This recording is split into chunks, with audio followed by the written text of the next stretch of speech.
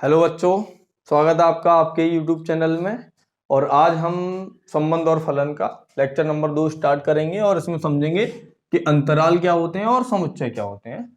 और अंतराल और समुच्चय संबंध और फलन दोनों में ही बहुत काम आते हैं। अगर हम अंतराल नहीं पता होगा तो शायद कभी हमें ज्ञान ही नहीं हो पाएगा। कोष्टक, कभी कोष्टक ऐसे लगा देते हैं, कभी ऐसे लगा देते हैं, तो कब कौन सा कोष्टक लगाना है, इसके लिए सबसे पहले हम देखते हैं अंतराल क्या होता है, फिर आगे पढ़ेंगे समुच्चय। ठीक है, तो वीडियो पूरी देखना, सारा सब कुछ एकदम क्लियर हो जाएगा, कुछ भी डाउट बचेगा नहीं आपका। चलिए स्टार्ट करते हैं। तो पहला लेते हैं, अंतराल क्या होता है। अंतराल इंग्लिश में बोलते हैं ना इंटरवल्स। इंटरवल्स ये दो तरह के होते हैं। एक होता है खुला अंतराल, ठीक है, या इंग्लिश में से बोलते हैं ओपन इंटरवल। Open interval. तो खुले अंतराल को प्रदर्शित करने के लिए हम छोटे वाले कोष्टक लगाते हैं ऐसे, या कभी कभार ऐसे भी लिखा जा सकता है, इनके बीच में लिखा जाएगा। ठीक है, लिखते हैं, अभी देखते हैं। जैसे कहीं पे ऐसे लिखा मिल गया कि x बिलोंग्स टू है a, b। इसका मतलब है कि अगर ये a है और ये b है, तो जितनी भी संख्याएं a और b के बीच में आएंगी वो सारी संख्याएं इसमें हैं। a और बीच में a और b के बीच में आने वाली सभी संख्याएं इस अंतराल में है। ठीक है, लेकिन ना तो a है और ना ही b है। हम ऐसे समझ सकते हैं a व b के बीच की सभी संख्याएं शामिल हैं, सभी संख्याएं शामिल हैं, परंतु न a शामिल है और न ही b शामिल है। ठीक है, बीच में आने वाली सारी संख्या शामिल हो जाएंगी, लेकिन a और b में से कोई भी शामिल नहीं होगा। ठीक, जैसे एग्जांपल ले लेते हैं कोई। मान लो हमने कहा कि x बिलोंग्स टू है 2,3। ठीक है, x है 2 से 3, इसे ऐसे ही पढ़ेंगे 2 से 3। 2 से 3 का मतलब ये है कि इसमें 2 शामिल नहीं है और ना ही 3 शामिल है, लेकिन 2 और 3 के बीच में आने वाली सारी संख्या 2.1, 2.3, 2.5, 2.666 कुछ भी, मतलब इसके बीच में जितनी भी संख्या आएंगी वो सब इस अंतराल में शामिल है। ठीक है, जैसे अगर इसका मतलब ये है, ऐसे समझो, अगर नहीं समझ में आ पा रही बात, कि मैंने कहा x बराबर 2.5, तो ये संभव है किसके लिए, अगर हम कह रहे हैं कि x बिलोंग्स टू 2,3, मतलब x 2 से 3 है, तो हम कहेंगे कि x का मान 2.3। अगर तुम 2.5 कोई कह रहा है तो वो संभव है। लेकिन अगर मैं कहूं क्या x बराबर 2 है, तो x बराबर 2 संभव नहीं है। क्या x बराबर 3, ये संभव नहीं है। क्या x बराबर 1.5, ये तो है ही, हो ही नहीं सकता। अगर हम 1.5 कह रहे हैं, ये भी नहीं संभव है। लेकिन x 2 और 3 के बीच में जितनी भी संख्या आएंगी, जैसे मैंने कहा x बराबर 2.99, ये होगा क्योंकि इन दोनों के बीच में आ रहा है। तो खुला अंतराल है। खुले अंतराल का मतलब है कि संख्याएं जो लिखी जा रही हैं वो तो बिल्कुल लेनी ही नहीं है, लेकिन उनके बीच में जितनी भी संख्याएं आ सकती हैं, जो भी संभव है, वो सब इसमें शामिल होंगी। इसे कहते हैं हम खुला अंतराल या ओपन इंटरवल, कुछ भी कह लो। ठीक है, इसे रिप्रेजेंट करते हैं छोटे वाले कोष्टकों से। ठीक, चलो आगे बढ़ते हैं। और अगला है, नोट कर लिया होगा आप लोगों ने, नोट कर लो। ठीक है, साफ कर देते हैं। अगला है अपना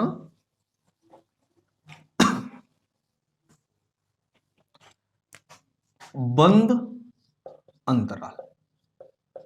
बंद अंतराल इंग्लिश में कहते हैं इसे क्लोज इंटरवल। ठीक, कहीं पे इनके नाम संवृत और विव्रत भी आ जाते हैं। इसे कहते हैं बंद अंतराल को संवृत अंतराल। ठीक, संवृत अंतराल भी अगर कहीं लिखा मिल जाए, और जो ओपन है उसको विव्रत कहते हैं। ठीक, हिंदी है थोड़ा सा, कई सारे टफ शब्द यूज हो जाते हैं इसमें। इनको प्रदर्शित करते हैं बड़े बड़े कोष्टकों से। अगर ऐसे करके कोष्टक लगी हैं तो हम कहेंगे उसे कि ये बंद अंतराल है। ठीक है, तो मैंने कहा x belongs to a, b, और दोनों तरफ हमने लगा दिए बड़े कोष्टक। अगर बड़े कोष्टक लगा दिए तो इसका मतलब है कि a और b के बीच में आने वाली सभी संख्याएं इसमें शामिल हैं, जैसे पहले थी। अब इसमें a भी शामिल है और b भी शामिल है। ठीक है, ए और बी के बीच में आने वाली सभी संख्याएं हैं, ए भी है और बी भी है। एग्जाम्पल ले लेते हैं, जैसे हमने कहा x बिलोंग्स टू 2,3, तो x का मान 2 से लेके 3 तक के बीच में कुछ भी हो सकता है, 2 भी हो सकता है, 3 भी हो सकता है। क्या x बराबर 2 होगा? हाँ होगा। क्या x बराबर 3 होगा? हाँ होगा। क्या x बराबर 2.3 होगा? हाँ होगा। क्या x बराबर 1.5 होगा? नहीं होगा।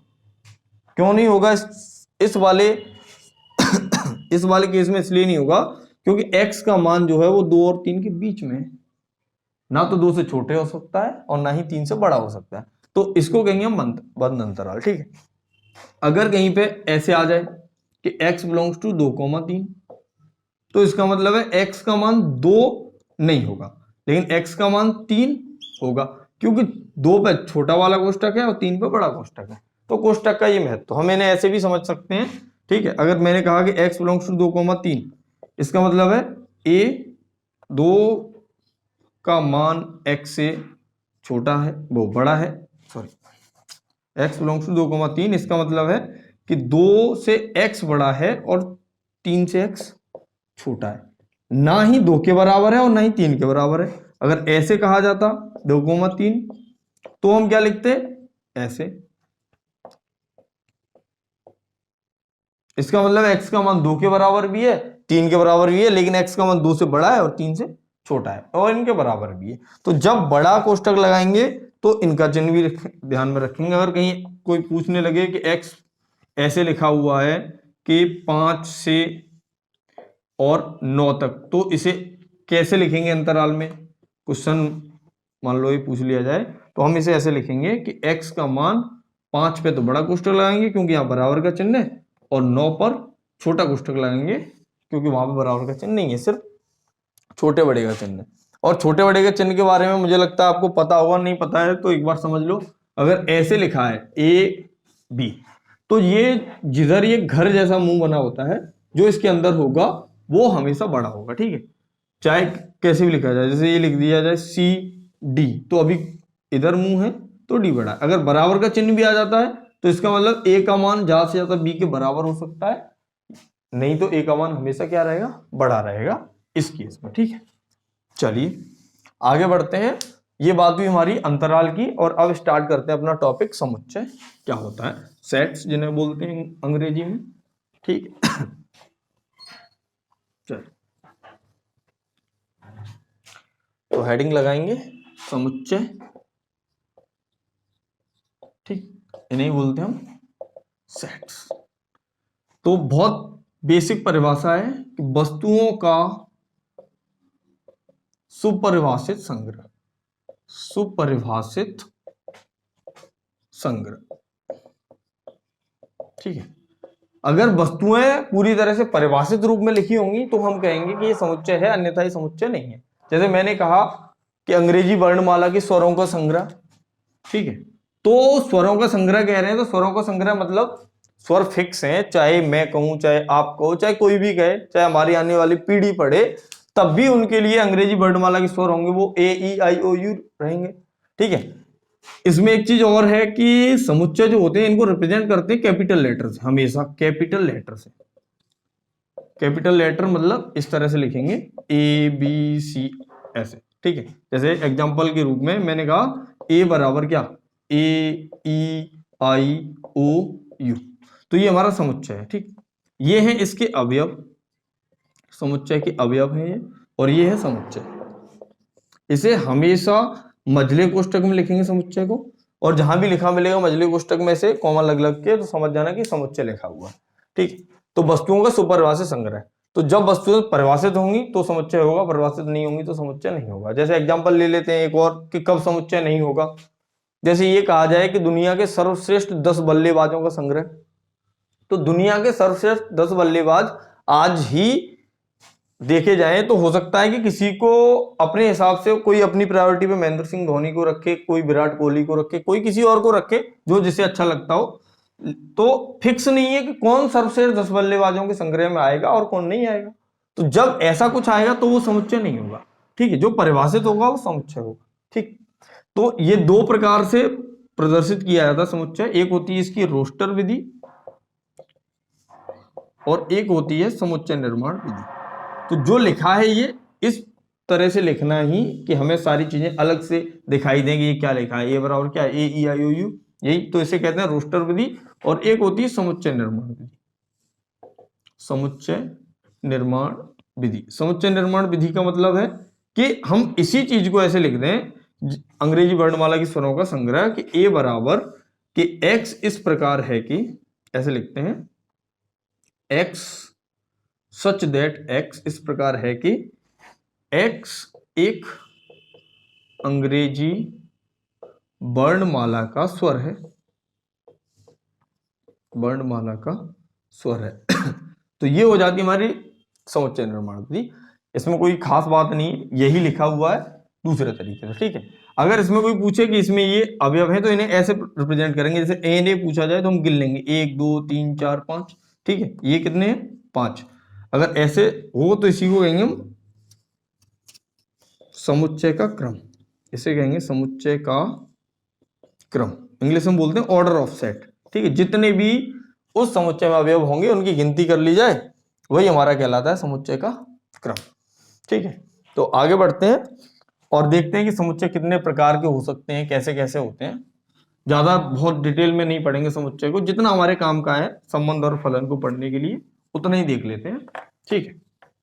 चलिए आगे बढ़ते हैं।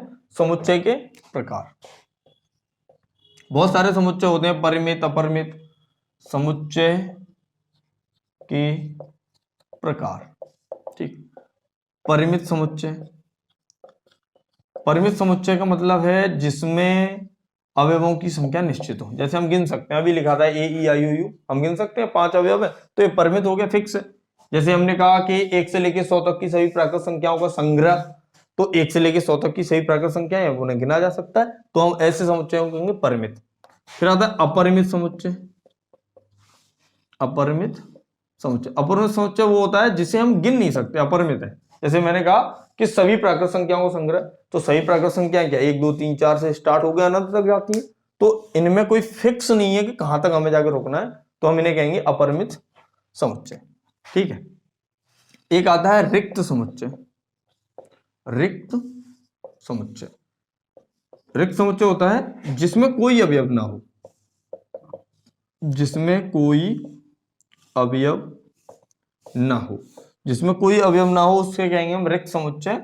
और ये होता है हमारा, इसे फाई से प्रश्न करते हैं, फाई, नल या वॉइड्स इंग्लिश में बोलते हैं, नल सेट या वॉइड सेट, इसे फाई से रिप्रेजेंट करते हैं। या ये ऐसे लिखा मिल सकता है कि 2 कोष्टक बने होंगे, उनके बीच में कुछ नहीं होगा।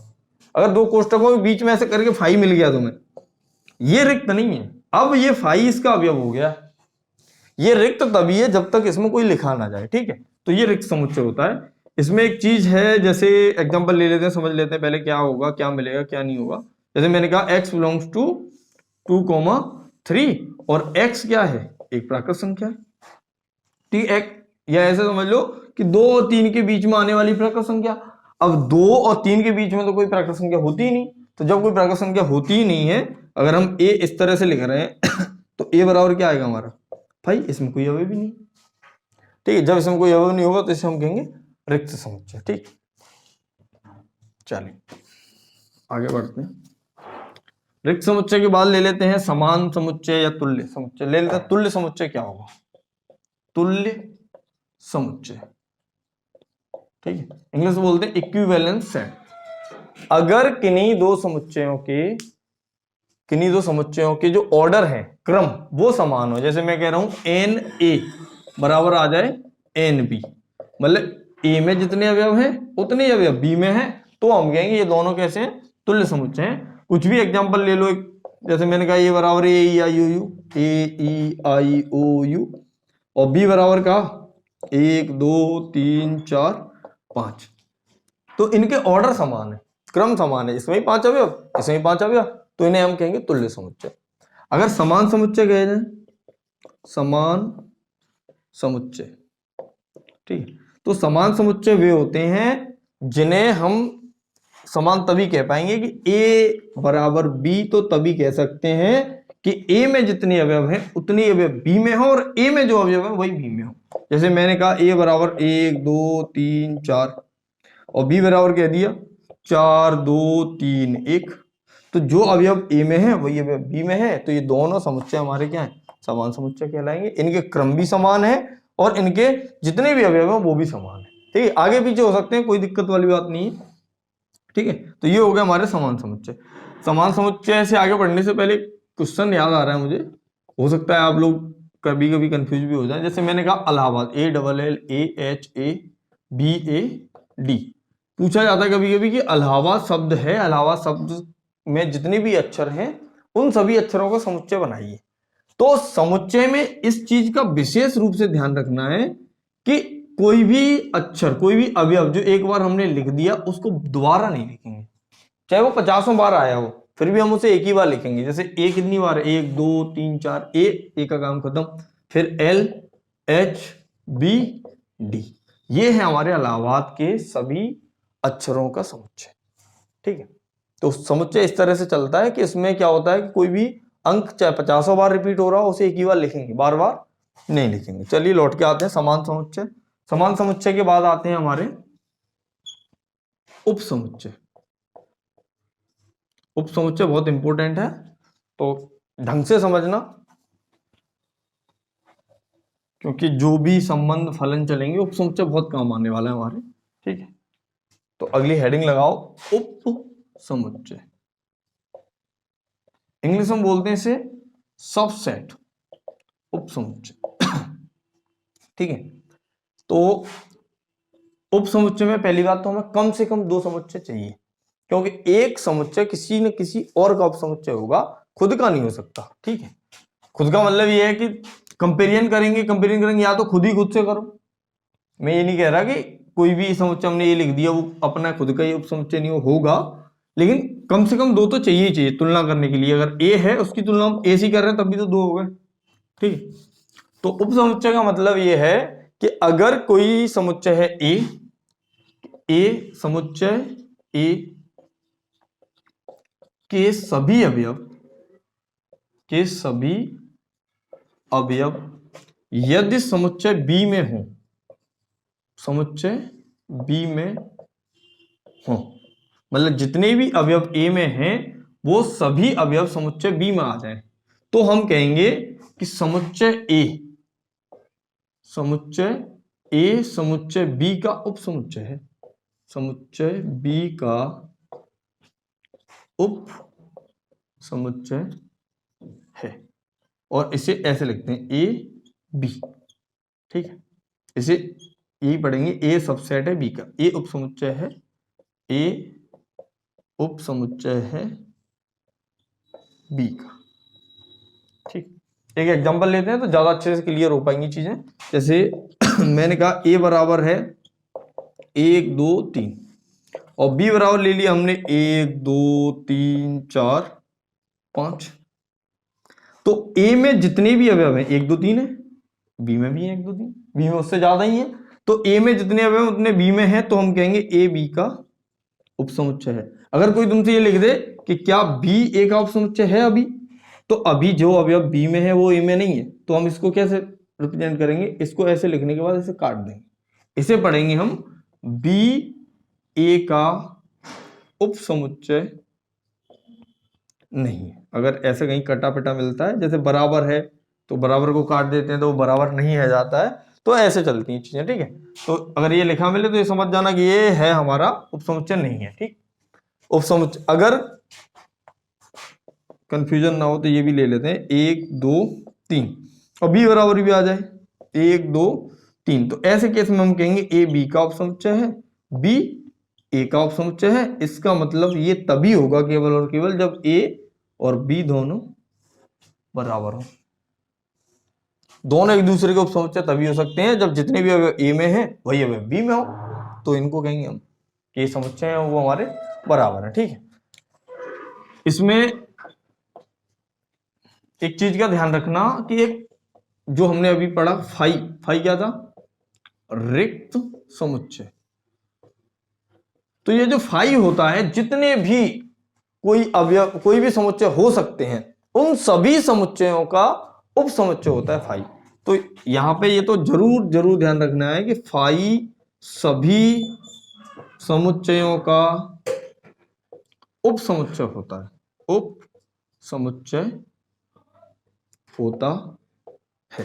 ठीक है, तो इतनी बात समझ में आई होगी। आप सभी लोग नोट कर लो, इसको पॉज करके साफ कर देना इनको।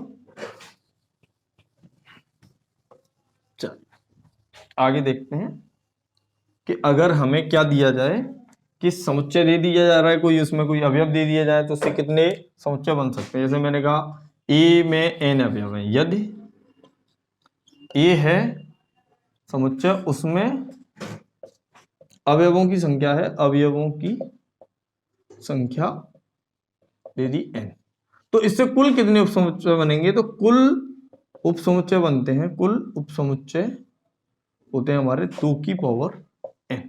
ठीक है, जैसे a बराबर दे दिया जाए 1 2 3, पूछा जाए कि कितने उपसमुच्चय बनेंगे, तो ये कितने बनेंगे, n का मान है यहाँ पे 3, 1 2, ये वाला 3 नहीं, इनको गिन रहे हैं 1 2 3 और ले लेते हैं।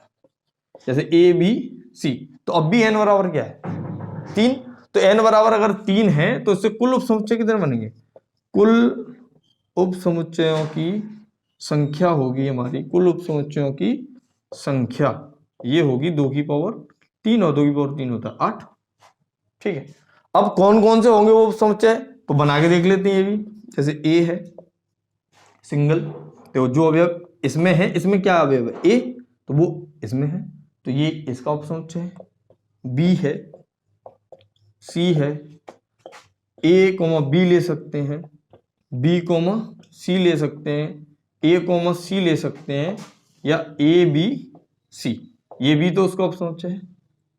तो 1 2 3 4 5 6 7, एक रह गया, वो रह गया, वो कौन सा है, वो है हमारा फाई, जो कि सभी उपसमुच्चय, सभी समुच्चयों का उपसमुच्चय होता है। ठीक है, तो इसमें एक चीज है, जैसे कुल उपसमुच्चयों की संख्या है ये 2 की पावर n है, तो आगे जाके हम पढ़ेंगे भी क्रमचय संचय में, इसका मान होता है nc0 plus nc1 plus nc2 plus dot dot dot ncn। ठीक है, तो यही होता है 2 की पावर n। तो इसको थोड़ा ध्यान रखना, क्योंकि कभी कभी पूछ लिया जाता है कि ये क्या होता है, या कोई बेसिक सा क्वेश्चन दे दिया जाता है और कुछ चीजें जोड़नी पड़ेंगी, कुछ घटानी पड़ेंगी, और ऐसे करके 2 की पावर n लेके क्वेश्चन पूछ ले जाते हैं। लेंगे अभी एक आध क्वेश्चन। ठीक है, तो पॉज करके नोट कर लो। ठीक है बच्चों, तो ये क्वेश्चन ले लिया हमने कि यदि किसी समुच्चय A में 2 विभिन्न अवयव हों तथा समुच्चय B में 4 विभिन्न अवयव हों, तो समुच्चय A क्रॉस B के अवयवों में से 3 या 3 से अधिक अवयव लेकर कुल कितने उपसमुच्चय बनाए जा सकते हैं। ठीक है, तो इसमें A में 2 अवयव हैं और समुच्चय B में 4 अवयव हैं, और अलग अलग अवयव है, B में भी अलग अलग अवयव है, तो A क्रॉस B में कुल कितने अवयव हो जाएंगे। तो सबसे पहले ये बात समझते हैं कि हमारे पास जो NA है वो कितना है 2, NB है 3, तो NA क्रॉस B होता है इन दोनों का मल्टीप्लीकेशन 2 इंटू 3, सॉरी NB हमारे पास 4 है तो 2 इंटू 4, तो हमारे पास कुल अवयव A क्रॉस B में हो जाएंगे 8। अब इन 8 अवयवों में से हमें 3 अवयव या 3 से ज्यादा, 3 से कम नहीं लेने, या तो 3 लेंगे या 3 से ज्यादा अवयव लेंगे, तो कुल कितने उपसमुच्चय हम बना सकते हैं देखते हैं। तो मैंने अभी आपको फॉर्मूला बताया था कि उपसमुच्चयों की संख्या का फॉर्मूला होता है nc0 plus nc1 plus nc2 plus dot dot dot ncn is equal to 2 की पावर n, जहां n क्या है अवयवों की संख्या, और हमारे पास यहाँ n इज इक्वल टू क्या है 8। ठीक है, तो अब इसमें nc0 nc1 इसका क्या फॉर्मूला होता है देखते हैं। देखो, इसका मतलब होता है NCR का कि n विभिन्न वस्तुओं में से r वस्तुओं के चयन के तरीके। ठीक है, तो हमें n वस्तुओं में से, हमारे पास n का मान यहाँ पे 8 है, मान लो 8 में से हम एक अवयव ले रहे हैं, तो इसका मतलब होगा कि 8 का फैक्टोरियल बट्टे 1 का फैक्टोरियल इंटू 8 माइनस 1 का फैक्टोरियल, तो ये आ जाएगा 8 फैक्टोरियल बट्टे 1 इंटू 7 का फैक्टोरियल, और 8 का फैक्टोरियल होता है 8 गुणा 7 का फैक्टोरियल लिख सकते हैं इसे, तो ये आ जाएगा 1 गुणा 7 का फैक्टोरियल, तो इसका आंसर आ जाता है 8। तो अब इसमें ये फैक्टोरियल का क्या मतलब है, एक बार इसको समझ लो। जैसे 8 का फैक्टोरियल लिखा है तो 8 के फैक्टोरियल का मतलब है 8 गुणा 7 गुणा 6 गुणा 5 गुणा 4 गुणा 3 गुणा 2 गुणा 1। एक का फैक्टोरियल होता है 1, जीरो का फैक्टोरियल भी होता है 1, ये याद रखना है, ठीक है। इसमें जीरो का फैक्टोरियल भी 1 ही होता है। अब इसमें जैसे अभी मैंने 7 का फैक्टोरियल क्यों लिख दिया इसको, क्योंकि ये यहां से लेके यहां तक क्या हो गया हमारा 7 का फैक्टोरियल हो गया। तो ऐसे करके हम इसको यूज करके इसमें संख्या निकालेंगे कि कितने समुच्चय बन सकते हैं। देखिए जरा, अब n इक्वल टू 8 है, n इक्वल टू 8 है, लेकिन हमें 3 या 3 से अधिक अवयव लेने हैं। 3 या 3 से अधिक अवयव लेंगे तो कैसे आएगा, n का मान है 8, तो 8 लेके चलते हैं, 8c3 3 अवयव लिए, या 8c4 4 लिए, या 5 लिए, या 6 लिए, या 7 लिए, या 8 के 8 अवयव ले लिए, ठीक है। तो ये हमारे कुल उपसमुच्चयों की संख्या हो जाएगी। या तो हम सबको सॉल्व करें एक एक करके, या हम क्या कर सकते हैं कि हम इसे 2 की पावर 8 बना लेते हैं। 2 की पावर 8 कैसे बनाएंगे, अब इसमें जो नहीं है चीजें वो ये है, nc0, 8c0 नहीं है, 8c1 नहीं है, 8c2 नहीं है, तो हम क्या करते हैं 8c0 plus 8c1 plus 8c2 ये हमने जोड़ दिए। अगर हमने ये जोड़ा इक्वेशन में तो इसी को घटा देंगे तो इक्वेशन में कोई फर्क नहीं पड़ेगा। 8c0 minus 8c1 minus 8c2, तो अब यहां से लेके यहां तक की ये पूरी वैल्यू हमारी क्या हो जाएगी 2 की पावर 8। तो इसको हम क्या लिख सकते हैं 2 की पावर 8 लिख सकते हैं, और इसकी वैल्यू निकालेंगे तो 8c0 की वैल्यू आएगी 1, 8c1 की वैल्यू आती है 8, और 8c2 की वैल्यू आएगी, निकाल लेते हैं, निकाल के देखोगे तो क्या आएगा यहाँ पे, यहाँ निकाल लेते हैं, देखिए 8c2, तो इसको क्या लिखेंगे 8 इंटू 7 अपॉन 2 इंटू 1, तो इसको इससे काटेंगे तो आ जाएगा 4, 4 सत्ते 28, ठीक है। अब इनको अगर हम घटाएंगे 2 की पावर 8 में, क्योंकि 2 की पावर 8 की वैल्यू क्या होगी, 2 की पावर 8 की वैल्यू होती है 256 माइनस 1 माइनस 8 माइनस 28। अगर इसे हम सॉल्व करते हैं तो हमारे पास कुल उपसमुच्चयों की संख्या आ जाएगी 219, ठीक है। यही हमारा आंसर है, ऑप्शन डी सही है इसमें, ठीक। तो ये होता है उपसमुच्चयों की संख्या निकालने के, और डिफरेंट डिफरेंट पूछा जा सकता है, अभी 3 या 3 से अधिक लेके पूछ रहा है, कभी 3 या 3 से कम लेके पूछ रहा है, तो हम सिर्फ इतनों के ही लेके लेंगे, 3 से कम होता तो, ठीक है। तो वीडियो पॉज करके नोट कर लो, आगे बढ़ते हैं हम, ठीक है। अगला टॉपिक लेते हैं, ठीक है। तो अगला टॉपिक है हमारा घात समुच्चय। देखते हैं घात समुच्चय क्या होता है। घात समुच्चय इंग्लिश में बोलते हैं इसे पावर सेट, और इसे प्रदर्शित करते हैं पीए से रिप्रेजेंट करेंगे इसे, ठीक है। तो घात समुच्चय होता है सभी उप समुच्चयों का समुच्चय, सभी उप समुच्चयों का समुच्चय। मान लो कोई हमें समुच्चय दिया जाएगा, उसके जितने भी उप समुच्चय हो सकते हैं उनका फिर से समुच्चय बना दो, वही हमारा घात समुच्चय हो जाता है। तो घात समुच्चय बनाने के लिए हमें पहले उप समुच्चय आने चाहिए जो हम पढ़ चुके हैं पीछे, ठीक है। तो जो उप समुच्चय होते हैं उनका ही समुच्चय बना देना। जैसे मान लेते हैं एग्जाम्पल के लिए हमारे पास कोई एक समुच्चय दिया है, ए बराबर ए बी सी। अब इसमें 3 अवयव हैं, इसके कुल उप समुच्चय कितने बनेंगे 8।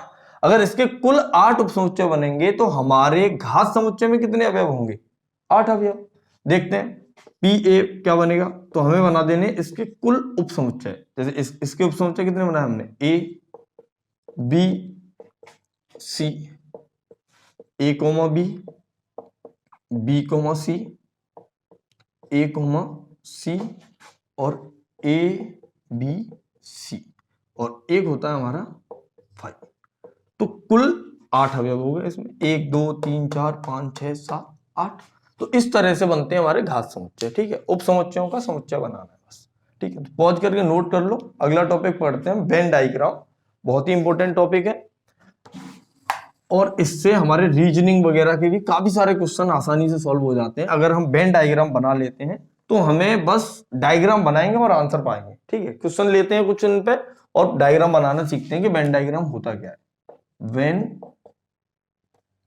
आरेख, वेन आरेख इंग्लिश में बोलते हैं वेन डायग्राम, ठीक है। तो वेन डायग्राम में जो भी समुच्चय होते हैं वही बनाते हैं, उन समुच्चयों को आरेख में प्रदर्शित करना ही वेन डायग्राम कहलाता है। ठीक है, तो सबसे पहले आता है इसमें सार्वत्रिक समुच्चय। सार्वत्रिक समुच्चय इंग्लिश में बोलते हैं इसे यूनिवर्सल सेट। यूनिवर्सल सेट, ठीक है, सार्वत्रिक समुच्चय, और इसे रिप्रेजेंट करते हैं कैपिटल यू से। इस तरह से कैपिटल यू अकेला लिखा मिलेगा तो उसे सार्वत्रिक समुच्चय समझेंगे। और सार्वत्रिक समुच्चय का मतलब है कि कोई भी हमें क्वेश्चन दिया जा रहा है, उस क्वेश्चन की गणना में, मतलब उस क्वेश्चन में जितने भी समुच्चय आ रहे हैं उन सबके अवयव इस सार्वत्रिक समुच्चय में आने चाहिए। जैसे मान लो ए बराबर दे देते हैं 1 2 3 4 5, बी बराबर ले लेते हैं 4 5 6 7 8। तो अब अगर हमसे कोई पूछे कि सार्वत्रिक समुच्चय में कुल कितने अवयव होंगे, तो ए और बी में जितने भी अवयव हैं वो सारे के सारे हमारे आ जाएंगे सार्वत्रिक समुच्चय में। तो 1 2 3 4 5 6 7 8, तो इन दोनों में जो भी थे वही हमारे क्या हो गए सार्वत्रिक समुच्चय। इसका वेन डायग्राम देखते हैं कैसे बनता है। वेन डायग्राम बनाने के लिए एक खाली बॉक्स बनाते हैं और उसमें से अगर यू लिखा है अकेला तो इसी को कहेंगे हम सार्वत्रिक समुच्चय, कि जो भी गणना में आए हैं उन सबका हमने क्या बना दिया, समुच्चय बना दिया, तो सार्वत्रिक समुच्चय बन जाता है। ठीक, दूसरा पॉइंट लेते हैं। दूसरा होता है इसमें ए यूनियन बी। इसको पढ़ते हैं हम ए या बी। ए या बी, ए या बी लिखा मिले या इस तरह से कोई चिन्ह मिले तो उसको भी हम ए या बी ही पढ़ सकते हैं। वैसे इसको बोलते हैं ए यूनियन बी। इसका मतलब क्या है, ए या बी? ए या बी यहां से समझ में आएगा कि ऐसे अवयव जो ए में हो, ऐसे अवयव जो ए में हो या बी में हो या दोनों में हो। ठीक है, तो जो कोई भी अवयव हो सकते हैं ए और बी में, वही हमारे क्या हो जाएंगे, ए यूनियन बी। जैसे ए 1 2 3 4 5, बी 4 5 6 7 8 है, तो ए यूनियन बी आएगा हमारा। जो भी है वो सारे के सारे 1 2 3 4 5 6 7 8। ठीक है, अभी सार्वत्रिक समुच्चय और ए यूनियन बी दोनों सेम है, लेकिन ऐसा हमेशा हो ऐसा जरूरी नहीं है। ठीक है, तो हो सकता है सेम हो नहीं भी हो। तो इनका वेन डायग्राम इस तरह से बनता है। एक बॉक्स बनाया हमने रेक्टेंगल, उसमें ये ए लिखा, ये बी लिखा, ये ए है और ये बी है। अब ए और बी दोनों का जो भी कुछ भी हो सकता है इन दोनों के अंदर, वो सारा का सारा, जैसे ए के सारे अवयव और बी के भी सारे अवयव, या दोनों में हो वो सारे अवयव। ठीक है, तो ये जो लाइनिंग दिख रही है वही हमारा है ए यूनियन बी। ठीक है, ऐसे लिख लो या ऐसे लिख लो, दोनों का मतलब एक ही है। ठीक, तो आगे देखते हैं, नोट कर लो पॉज करके। अगला टॉपिक है हमारा A intersection B. A intersection B देखते हैं कि कैसे बनता है। एग्जांपल वही रखते हैं। ए बराबर हमने क्या लिया था, 1 2 3 4 5। ए बराबर लिया 1 2 3 4 5 और बी बराबर लिया 4 5 6 7 8। तो ए इंटरसेक्शन बी, इसे पढ़ेंगे ए तथा बी। अब तथा का मतलब है जो ए में भी हो बी में भी हो, दोनों के दोनों, ए में भी हो तथा बी में भी हो। या का मतलब है या तो ए में हो या बी में हो। ठीक है, दोनों में से किसी एक में हो। यहां क्या कहना चाह रहे हैं हम कि दोनों में ही हो, मतलब ऐसे अवयव जो ए में हो तथा बी में हो, मतलब दोनों में ही होने चाहिए। ठीक है, तो दोनों में होने चाहिए मतलब कॉमन। तो इन दोनों का ए और बी का इंटरसेक्शन निकलेगा, ए इंटरसेक्शन बी बराबर 4 और 5। सिर्फ यही दो अवयव हैं जो इन दोनों में कॉमन है। इसका वेन डायग्राम बनाना है अगर, तो वेन डायग्राम ऐसे बनाते हैं। ठीक, ये आ गया हमारा ए और ये बी। अब इन ए और बी में से हमें देखना है कि दोनों में कॉमन क्या है। दोनों में कॉमन है ये भाग, आपको दिखाई दे रहा होगा, ये, इसी को कहते हैं हम ए इंटरसेक्शन बी। अब ए इंटरसेक्शन बी ये कलर करके दिखा दो या इसमें यही अवयव लिख लो 4 और 5, बस यही दोनों है जो ए में भी है और बी में भी है, तो इसे कहते हैं ए इंटरसेक्शन बी। ठीक है, तो आगे अगला देखते हैं कि अगर ए माइनस बी आ जाता है तो क्या लेंगे। ए माइनस बी, ए बराबर ए माइनस बी देखते हैं, ए माइनस बी। ठीक है, ध्यान से समझना है, इसे इस तरह से पढ़ेंगे कि ऐसे अवयव जो ए में हो परंतु बी में ना हो, मतलब वे अवयव जो समुच्चय ए में तो हैं लेकिन समुच्चय बी में नहीं है। समुच्चय बी में नहीं है, जैसे ए बराबर हमारे पास था 1 2 3 4 5, बी बराबर था 4 5 6 7 8। अब हमें निकालना है ए माइनस बी, तो ए माइनस बी ऐसे निकालेंगे, ऐसे अवयव जो ए में हो वो कौन कौन से, 1 2 3 4 5, मगर बी में ना हो, बी में नहीं होने चाहिए वो अवयव, बी में नहीं, बी में कौन कौन से आ रहे हैं, 4 और 5 जो ए में भी हो, तो इनको नहीं लेना है, तो ये आ जाएगा 1 2 3, तो ये है हमारा ए माइनस बी। अगर इसका वेन डायग्राम बनाना है तो वेन डायग्राम बनता है ऐसे, तो ये ए और ये बी। अब ऐसे अवयव लेने हैं जो ए में हो मगर बी में ना हो। अब ए में तो है और बी में ना हो, तो ये वाले जो कॉमन वाला भाग है जो दोनों में है उसको नहीं लेंगे, सिर्फ और सिर्फ इसको लेंगे, ए के भाग जो सिर्फ और सिर्फ ए में है, इसे कहते हैं हम ए माइनस बी। अगर यहीं पे बी माइनस ए आ जाता है इसका, तो बी माइनस ए कैसे निकाल सकते थे, ऐसे कि जो बी में हो ए में ना हो, 6 7 8। और वेन डायग्राम बनाना है तो इसका जस्ट अपोजिट, ये ए और ये बी, तो ये ए हो गया और ये हो गया बी। अब ऐसे अवयव लेने हैं जो बी में तो हो ए में ना हो, तो बी में है वो कौन से, सिर्फ ये वाले, इसको हम कहेंगे बी माइनस ए। ऐसे अवयव जो बी में है ए में नहीं है, ठीक है, तो ये ए माइनस बी, या समुच्चयों का अंतर कह सकते हैं इसे, कि अंतर कैसे निकालते हैं, तो इस तरह से निकालते हैं। आगे देखते हैं अगला टॉपिक क्या होता है, वीडियो पॉज करके नोट कर लो, नोट कर लिया हो।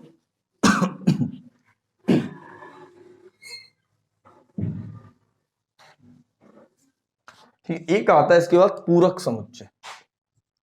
पूरक समुच्चय इसे रिप्रेजेंट करते हैं ए डैश, या ए के ऊपर बार लगा दें, या ए के ऊपर सी लिखा मिल जाए, इन सब का मतलब है पूरक समुच्चय। इंग्लिश में बोलते हैं इसे कॉम्प्लीमेंट्री सेट, कॉम्प्लीमेंट्री सेट। ठीक है, तो ऐसे अवयव जो समुच्चय ए में ना हो इनको कहेंगे हम पूरक समुच्चय। तो पूरक समुच्चय हमारे होते हैं ऐसे अवयव जो ए में ना हो। ए में ना हो मतलब जो कुछ भी हम गणना कर रहे थे वो गणना किसमें हो रही थी, सार्वत्रिक समुच्चय के अंदर।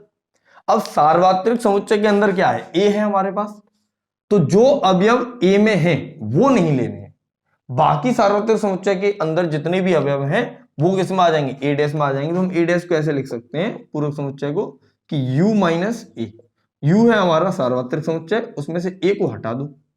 जैसे अभी हमारे पास u क्या आया था, 1 2 3 4 5 6 7 8, और a क्या लेके चल रहे थे हम, 1 2 3 4 5। तो ऐसे अवयव आने चाहिए जो a में ना हो। a में ना हो वो कौन से हैं, बचे हुए शेष, तो उसी को कहेंगे a डैश। ये आ जाता है 6 7 8।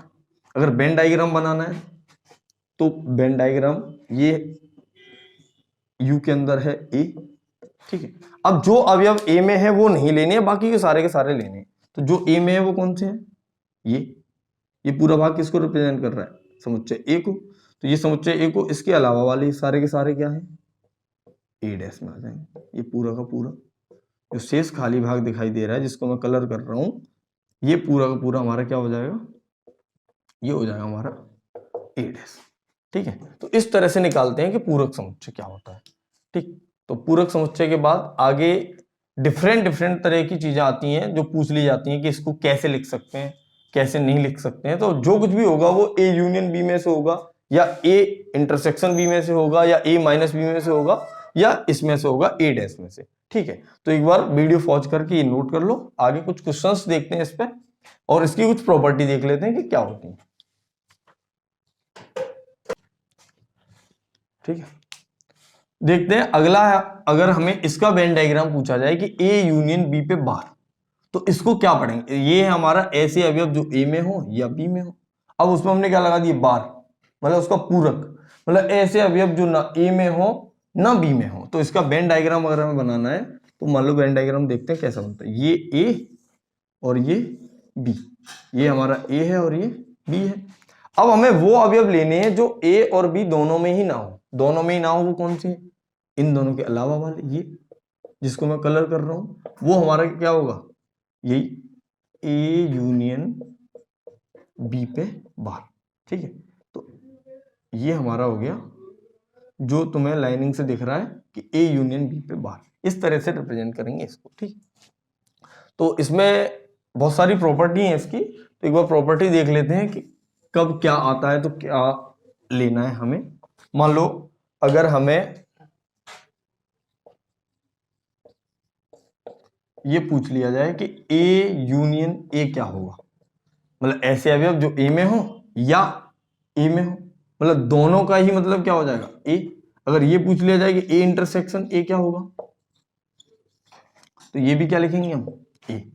अगर हमसे बोला जाए कि ए यूनियन फाई, मतलब ऐसे अवयव जो ए में हो या फाई में हो, तो इन दोनों में ही हो, इन दोनों में ही हो। फाई का मतलब रिक्त समुच्चय, इसमें तो कोई है ही नहीं, तो जो शेष बचा वो क्या है? ए। तो इसका मतलब भी क्या हो जाएगा? ए। अगर हमें ये पूछ लिया जाए कि ए इंटरसेक्शन फाई क्या होगा, इंटरसेक्शन का मतलब कॉमन। अब इन दोनों में कॉमन लेना है, तो हमने पहले भी सुना कहा है, बताया है कि जो भी समुच्चय होते हैं उनमें फाई तो होता ही होता है। फाई का मतलब है रिक्त समुच्चय। तो अगर इन दोनों में कॉमन लेंगे तो रिक्त में और ए में कॉमन क्या आएगा? रिक्त समुच्चय। ए यूनियन बी बराबर होता है बी यूनियन ए। क्रमविनिमय नियम का पालन करते हैं। और ए इंटरसेक्शन बी बराबर भी क्या होता है? B intersection A. ठीक है, अगर इस तरह से आ जाए कि A union B intersection C की, तो ये हम अलग अलग इन्हें बांट सकते हैं। तो ये बंटन नियम का पालन भी करते हैं। इसको लिख सकते हैं हम ए यूनियन बी और इंटरसेक्शन ए यूनियन सी। ठीक है, ऐसे ही अगर ये आ जाए A intersection B union C, तो इसे हम क्या लिखेंगे? A intersection B union A intersection C. ठीक है, तो ये बेसिक प्रॉपर्टी है हमारी, और इन सबको हम वेन डायग्राम से अलग अलग बना बना के भी समझ सकते हैं कि ये बना लो अलग से इसका वेन डायग्राम, फिर इसका अलग वेन डायग्राम बना लो। तो जो भी बचेगा तो हमें दिखाई देगा कि इसमें जितने उसको कलर कर रहे हैं हम वेन डायग्राम में, उतने को ही इसमें कलर करेंगे, तो दोनों सेम सेम कहे जाएंगे। ठीक है, तो आगे इसमें एक आती है डी मॉर्गन प्रमेय। डी मॉर्गन प्रमेय, डी मॉर्गन प्रमेय में हमें याद ये रखना है कि ए यूनियन बी पे बार होता है, उसे हम लिख सकते हैं ए बार इंटरसेक्शन बी बार। और अगर ए इंटरसेक्शन बी पे बार होता है, वो होता है ए बार इंटरसेक्शन यूनियन बी बार, उल्टा हो जाता है। ठीक है, और ये होगी हमारी डी मॉर्गन प्रमेय। अगर हमें ये पूछा जाता है कि ए डैश का डैश क्या होगा? ए, मतलब ए का पूरक समुच्चय निकाला पहले, और उस पूरक समुच्चय का फिर से पूरक समुच्चय निकालेंगे, तो क्या आ जाएगा? ए आ जाएगा। ठीक है, तो ये बेसिक से हमारे कुछ प्रॉपर्टीज हैं इनके, तो इनको याद रखना है अच्छे से, और इन पे कैसे क्वेश्चंस आते हैं वो देखते हैं एक बार। चलिए,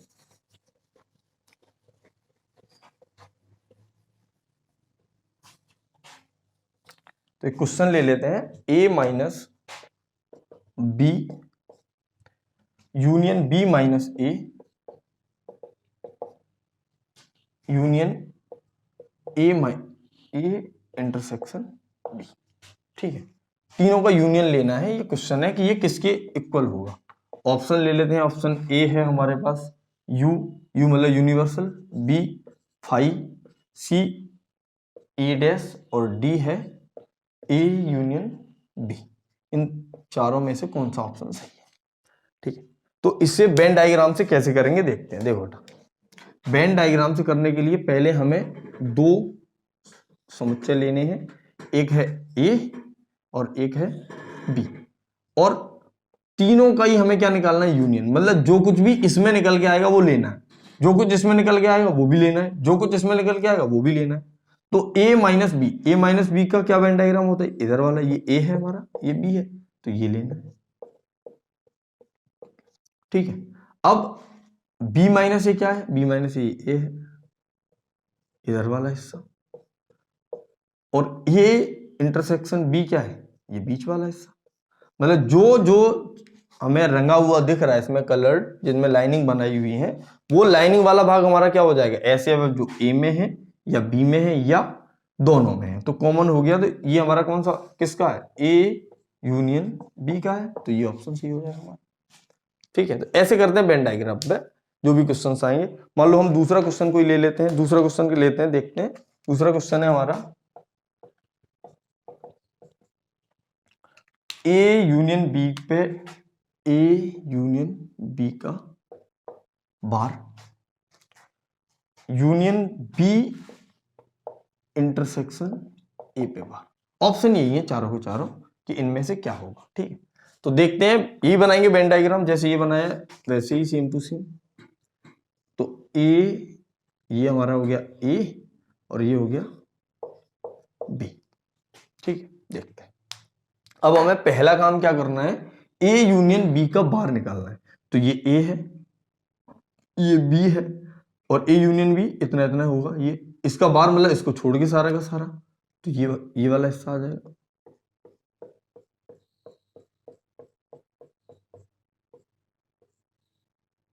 जो भी मैं कलर कर रहा हूं ये वाला हिस्सा हमारा हो जाएगा ए यूनियन बी पे बार। ठीक है, थोड़ी देर पहले बनाया भी था हमने, तो ये हो गया ए यूनियन बी पे बार। अब अगला क्या है, और बीच में यूनियन का चिन्ह है, मतलब वो लेना है हमें। तो बी इंटरसेक्शन ए डैश, अब बी ये है, ध्यान से समझना। ठीक है, बी ये है और उसके साथ कॉमन में लेना है ए बार। ए बार क्या होगा, इतने इतने को पूरे को छोड़ के, इतने पूरे को छोड़ के कॉमन लेंगे अगर, तो कॉमन में क्या आ जाएगा हमारा, इस पूरे को छोड़ रहे हैं मतलब ये पूरा का पूरा, तो ये बचा शेष जो और आ रहा है सम्मिलित, इसका मतलब। तो जो बचा हमारा कलर वाला, तो इसमें क्या रह गया है, ये ए रह गया, उसको छोड़ के जितना भी है वो पूरा लेना है, और ए को छोड़ के जितना भी लेना है, इसका मतलब क्या लेना है हमें, ए डैश लेना है, ए डैश या इसी ए बार। तो इसके लिए हमारा कौन सा सही हो जाएगा, सी ऑप्शन सही हो जाएगा, ए बार। ठीक है, यहां से एक चीज समझ सकते हैं कि अगर हमें बी माइनस ए को लिखना है तो हम बी माइनस ए को ये लिख सकते हैं, बी इंटरसेक्शन ए बार। ठीक है, अगर हमें ए माइनस बी को लिखना है तो इसको लिख सकते हैं ए इंटरसेक्शन बी बार। ठीक है, तो ये भी याद रखेंगे हम, आगे काम भी आएंगे। ठीक है, तो नोट करिए, एक जो बर्ड प्रॉब्लम्स आती हैं कि एक बड़ा सा क्वेश्चन आ जाते हैं बड़े बड़े से, और 2 से कम या 3 से कम, या ये पूछ लिया जाए कि कुछ लोग चाय पीते हैं कुछ कॉफी पीते हैं, ऐसा एक क्वेश्चन ले लेते हैं। ठीक है, तो अभी समझ में आ जाए, क्लियर हो जाएंगी चीजें कि कैसे होती हैं। तो वीडियो पॉज करके एक बार नोट कर लो, मैं क्वेश्चन लिखता हूं तब तक। तो देखते हैं, देखो वेन आरेख पे इस तरह के क्वेश्चंस पूछे जाते हैं, तो इन्हें हम इजीली वेन आरेख से, अगर वेन डायग्राम बना लेते हो आप, तो इजीली इनको सॉल्व कर सकते हैं। देखो कैसे करेंगे और क्या क्या लेके चलना है आपको, तो ध्यान से समझना। देखो कि एक कक्षा में 125 विद्यार्थी हैं, जिसमें 70 विद्यार्थी फिजिक्स में पास हैं, 60 विद्यार्थी मैथ में पास हैं, 40 विद्यार्थी दोनों में पास हैं। तो विद्यार्थियों की संख्या बतानी है जो मैथ में पास हो केवल, वह ठीक एक विषय में पास हो, वह कम से कम एक विषय में पास हो, या दोनों विषय में पास हो। तो इसमें बच्चे को कंफ्यूजन क्या होती है कि कक्षा में कुल विद्यार्थी कितने हैं, 125, उनमें से 70 किस में पास हो गए, फिजिक्स में, और 60 किस में पास हो गए, मैथ में। तो कुल विद्यार्थी कितने हो गए, 130। अब कक्षा में विद्यार्थी कितने थे हमारे पास, 125, ये 5 कहां से आए नहीं। ठीक है, तो इनमें हो क्या रहा है कि कुछ विद्यार्थी ऐसे भी तो होंगे जो फिजिक्स में पास है, वो मैथ में भी पास हो, इसलिए हमें कॉमन भी दिया गया कि दोनों में पास हो। तो ऐसे सवालों में कुछ नहीं करना है, शांति से पहले तो हमें ये लिख लेना है कि क्या क्या हमें दिया गया है। तो कुल कितने हैं, कुल विद्यार्थी हैं हमारे 125। फिजिक्स में पास है वो कितने हैं, उन्हें NP से प्रदर्शित कर दे रहे हैं। फिजिक्स में पास है वो 70 है। मैथ्स में पास है वो कितने हैं, मैथ्स में पास है वो कितने हैं, वो हमारे 60 है। और दोनों में पास हैं, दोनों में पास हैं का मतलब है वो मैथ में भी पास है और फिजिक्स में भी पास है, मतलब कॉमन है वो। तो NP इंटरसेक्शन M कितना दिया है हमें, 40। ठीक है, ये दिया गया है। तो बाकी क्वेश्चंस को बाद में देखें, पहले हम इन पे ही वेन आरेख कैसे बनाते हैं वो देख लेते हैं। ठीक है, तो ये हमारा वेन डायग्राम बन जाएगा, क्वेश्चन अपने आप देख के सॉल्व हो जाएगा। ठीक है, ध्यान से समझना, जो समझेगा उसी को ही क्वेश्चन समझ में आएगा, नहीं तो आप देखोगे वीडियो चुपचाप से थोड़ा सा भी निकल गया तो आपको पता ही नहीं चलेगा कि कैसे आंसर आ जाता है इसका। देखो अब हम देखते हैं कि सबसे पहले क्या भरना है इसमें। सबसे पहले हम वो पार्ट भरेंगे जो कॉमन होता है। ठीक है, तो जो कॉमन होता है वो पार्ट कौन सा है हमारा, ये वाला हिस्सा। तो कॉमन कितने हमारे पास, 40। तो ये फिजिक्स का है, ये मैथ्स का है और दोनों में है 40। तो सबसे पहले इस कॉमन वाले पार्ट को भर दिया, ये हमारा P इंटरसेक्शन M का काम खत्म हो गया। उसके बाद देखते हैं कि फिजिक्स में कितने पास है। फिजिक्स में कुल 70 पास है। अब ये 40 जो कॉमन है वो भी तो फिजिक्स में पास है, अगर वो भी फिजिक्स में पास है तो 40 ये टोटल 70 है, तो बचे कितने 30। 40 और 30 कितने हो गए 70, ये फिजिक्स में पास विद्यार्थी हो गए। अगर हमें मैथ में पास देखने तो 40 तो कॉमन है, बचे कितने 20, तो 60 विद्यार्थी हैं जो मैथ्स वाले उस खाने में आ गए कि मैथ में कितने पास हैं, 60 विद्यार्थी पास है। ठीक है, हमारे पास कुल कितने थे, कुल थे 125। अब 30 और 40 कितने हो गए 70, 70 और 20 90।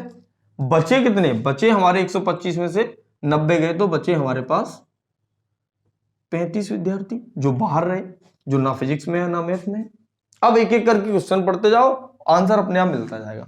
पहला क्वेश्चन है वह केवल मैथ में पास हो, केवल मैथ्स में पास हो। तो पहले का आंसर देखो, केवल मैथ्स में पास होने वाले विद्यार्थी अगर देखोगे तो यही तो है जो केवल मैथ में पास है। ये जो 40 है वो तो फिजिक्स में पास हो जाएंगे, तो केवल मैथ में पास वाले विद्यार्थी कितने हो गए हमारे 20 हो गए। ये पहले क्वेश्चन का हमारा जवाब हो गया।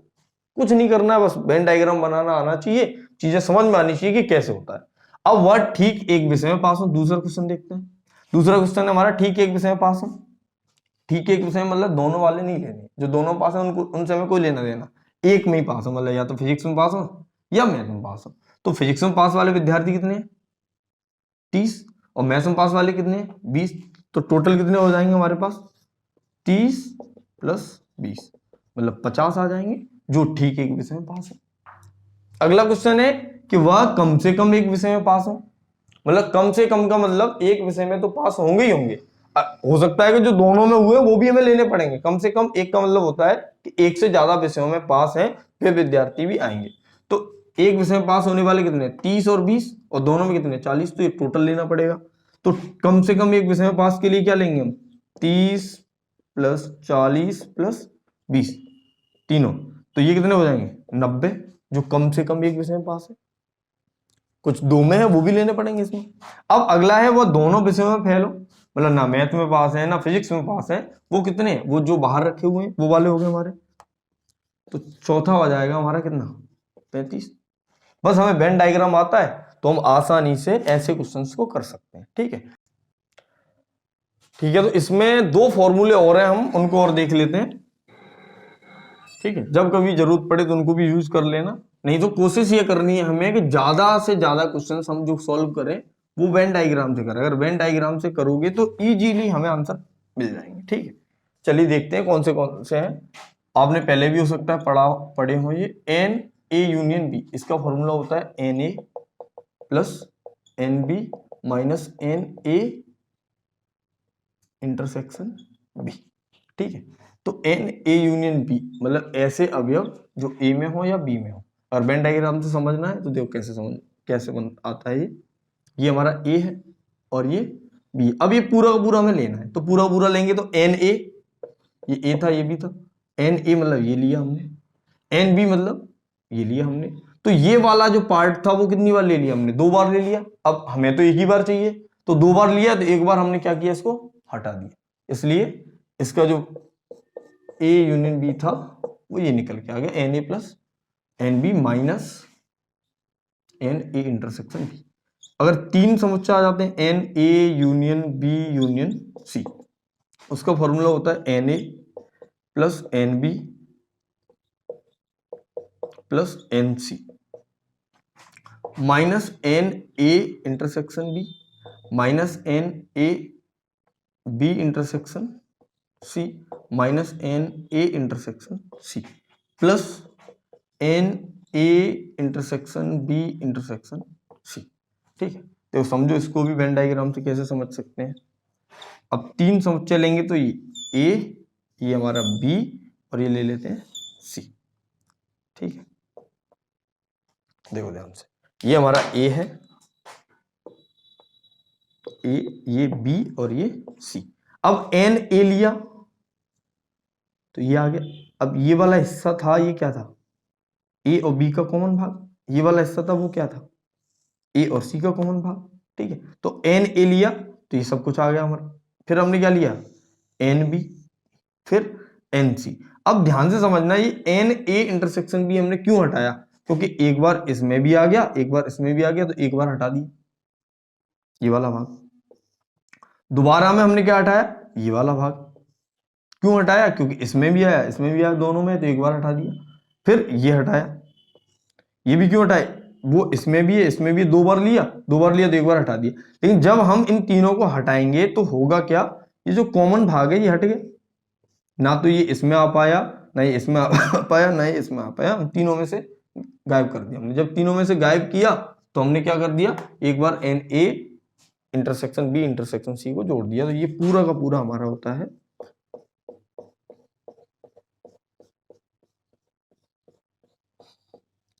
N A intersection B intersection C. ठीक है, इन पे जो क्वेश्चन है आधारित वो हमें 11th की एनसीईआरटी में मिल जाएंगे। अगर आप 11th की एनसीईआरटी में से अगर पहला जो चैप्टर है हमारा समुच्चय है, उसके विविध प्रश्नावली में जाके अगर हम क्वेश्चन करना चाहते हैं तो ऐसे कुछ क्वेश्चन मिल जाएंगे जिन्हें हम वेन डायग्राम से इजीली कर सकते हैं। तो आप प्रैक्टिस के लिए उसे कर सकते हैं।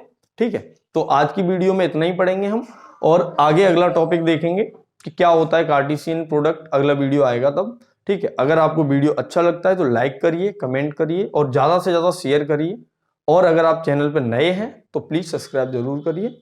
आज के लिए इतना ही। All the best.